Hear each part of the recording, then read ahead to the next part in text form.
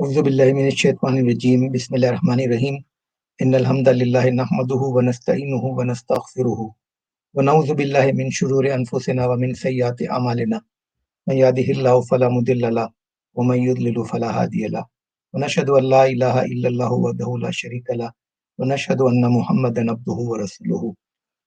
So inshallah we'll start with the sixth talk of the Ramadan reminder today. And we have been studying a hadith in which the Prophet ﷺ said Ameen three times, and the Sahaba asked him why he said so. So the third part is the Waman Zukirta Indahu Falam Yusalli Alayka Famata Fadakhala Nar Fa'abadahu Allahu Qul Amin Faqultu Amin.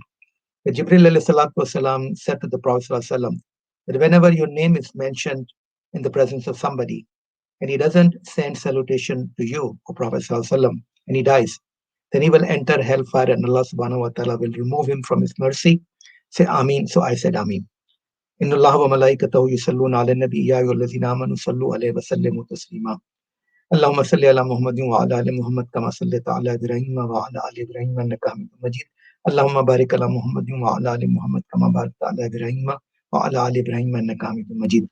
This is a commandment from Allah subhanahu wa ta'ala to send salutation on the Holy Prophet sallallahu alaihi wasallam. All of us do it in tashahhud, but the scholars also mention that it is fard to do at least once in our life consciously. And the other scholars say that anytime the name of the Prophet ﷺ is mentioned, we should be sending salutation to him. So in a hadith, a person came to the Prophet ﷺ and say, I have heard the statement of Allah subhanahu wa ta'ala, Inna Allahu wa malaikatahu yusalluna ala nabi ila akhir al-ayah. So how we send salat upon you? We know, Assalamu alaikum. So the Prophet ﷺ said, Qul Allahumma salli ala Muhammadin wa ala ali Muhammad kama sallaita ala Ibrahim innaka Hamidum Majid wa barik ala Muhammadin wa ala ali Muhammad kama barakta ala Ibrahim innaka Hamidum Majid. In another hadith, it is mentioned that Ka'b bin Ujra went to the Prophet ﷺ and this ayah was revealed, and he said that we know how to say Assalamu alaikum, but how do we send salat upon you, O Prophet sallallahu alaihi wasallam? So the Prophet sallallahu alaihi wasallam told him this following the rule: قل اللهم صل على محمد وعلى آل محمد كما صليت على إبراهيم وعلى إبراهيم إنك حميد مجيد وبارك على محمد وعلى آل محمد كما باركت على إبراهيم وعلى إبراهيم إنك حميد مجيد وعلى إبراهيم إنك حميد مجيد. Now this verse of the Quran is an evidence about paying respect to the Prophet sallallahu alaihi wasallam and loving him. As Allah subhanahu wa ta'ala has mentioned, لَتُؤْمِنُوا بِاللَّهِ وَرَسُولِهِ وَتُعَزِّرُوهُ وَتُوَقِّرُوهُ وَتُسَبِّحُوهُ بُكْرَةً وَأَصِيلًا. So Allah subhanahu wa ta'ala is ordering us by saying that you should believe in Allah subhanahu wa ta'ala and his Prophet. You strengthen the Prophet sallallahu alaihi wasallam, you help him, you pay respect to him, and you say the tasbih of Allah subhanahu wa ta'ala bukratan wasila, day and night. And the tawqir of Nabi sallallahu alaihi wasallam means to give him respect, to give him honor, to consider him to be superior to us, to send salat on him. Now, Bukhari has mentioned that Salatullah, when Allah subhanahu wa ta'ala said, Inna Allah wa malaikatahu yusalluna ala nabi. So what does the word Salat of Allah means? He said it means that Allah subhanahu wa ta'ala praises the Prophet sallallahu alaihi wasallam in front of the malaika with him. And the Salat of malaika is a dua for the Prophet sallallahu alaihi wasallam. In another narration, it is mentioned the Salatul Rabb means rahmat, mercy of Allah subhanahu wa ta'ala upon the Prophet sallallahu alaihi wasallam. And the Salatul Malaika is istighfar, to ask istighfar for Nabi sallallahu alaihi wasallam, not that he made any sin. In a hadith, the Prophet sallallahu alaihi wasallam has mentioned that Wallahi la yu'minu ahadukum hatta akuna ahabba ilayhi min waladihi wa walidihi. And in another narration, hatta akuna ahabba ilayhi min waladihi wa walidihi wa nasi ajmain. That a person does not become a real believer until he loves me more than he loves his children, his parents, and all human beings. Abdullah bin Amr bin As radiallahu ta'ala has mentioned this hadith that the Prophet ﷺ said that when you إذا سمعتم المؤذن فقولوا مثل ما يقول ثم صلوا علي فإنه من صلى علي صلاة صلى الله عليه به عشرة. That when you hear the muezzin say the azan, then you respond to the azan, and then at the end you should send salutation upon me, because whenever a person sends one salutation upon me, Allah subhanahu wa ta'ala sends 10 salutations upon him. Anas radiallahu ta'ala has mentioned similar hadith that man salla alayya salatan wahidatan sallallahu alayhi ashara salawat. that whenever a person sends one salutation upon the Prophet sallallahu alaihi wasallam, Allah subhanahu wa ta'ala sends 10 salutations upon him. And the hadith continues, وَحُطَّتْ أَنْهُ أَشَرَ خَطَيَاتٍ وَرُفِعَتْ لَهُ أَشْرَ دَرَجَاتٍ Rawahu Nasai. That 10 of his mistakes are wiped out, and his daraja, his station in Jannah, will be elevated 10 times.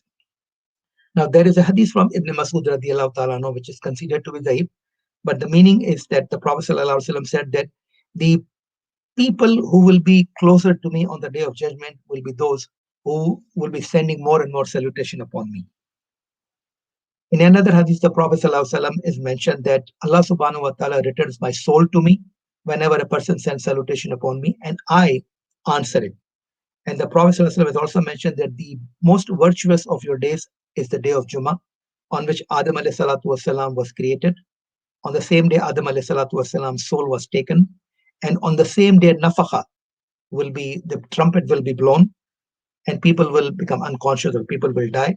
So on that day, send more and more salutation upon me, because your salutation is presented to me.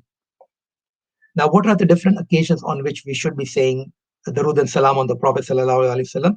It can be done at any time, but there are certain specific occasions which I will mention. One is at the end of the tashahhud. Second is that in Salatul Janaza after the second takbir, in the khutbah of Jummah, khutbah of Eid, khutbah of Nikah, at the end of the azan, whenever a person is making a dua to Allah subhanahu wa ta'ala, the etiquette is that first we should praise Allah subhanahu wa ta'ala, then we should send salutation on the Prophet sallallahu alaihi wasallam, then we should ask Allah subhanahu wa ta'ala whatever we want to ask, and then end it with salutation on the Prophet sallallahu alaihi wasallam. At the time of leaving the home to go to the masjid, when coming out of the masjid, on Safa and Marwa, whenever the name of the Prophet sallallahu alaihi wasallam is mentioned, at the beginning of the day, at the end of the day, that will qualify a person for the intercession of the Prophet sallallahu alaihi wasallam on the day of judgment. When we go and visit the grave of the Prophet sallallahu alaihi wasallam, when we go out to any invitation, any party, any dawat, or even when we go out for shopping, for running any errands, for our job, we should be sending the salutation of the Prophet sallallahu alaihi wasallam.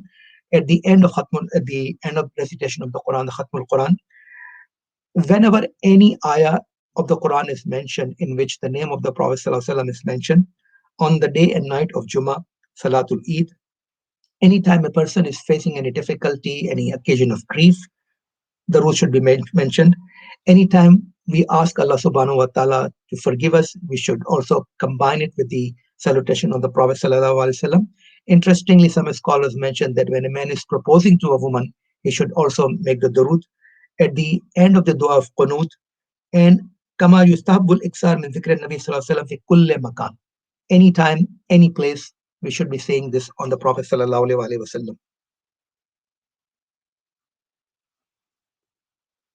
Abu Huraira radiallahu ta'ala has mentioned that if people gather together in any meeting, and if they don't make zikr of Allah subhanahu wa ta'ala, and if they don't send salutation on Nabi sallallahu alaihi wasallam, then this will be for them a cause of grief on the day of judgment.